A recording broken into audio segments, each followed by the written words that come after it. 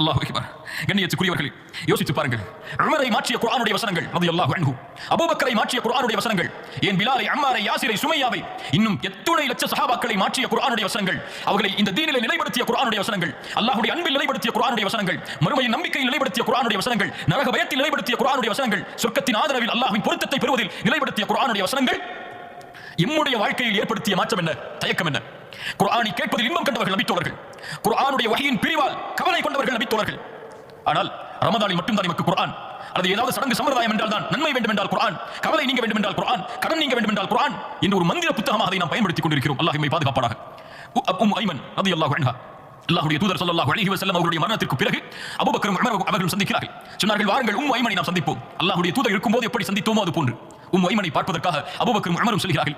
அபூபக்கரையும் உமரையும் பார்த்த மாத்திரத்தில் ஐமன் அழ ஆரம்பிக்கிறார்கள். சொன்னார்கள், ஐமன் அவர்களை ஏன் அழுகிறீர்கள்? அல்லாஹ்வுடைய தூதர் நாம் நினைப்பதை விட அல்லாஹ்விடத்திலே மேன்மையான இடத்தில் இருக்கும்போது. ஐமன் சொன்னார்கள், நான் அறிவேன்.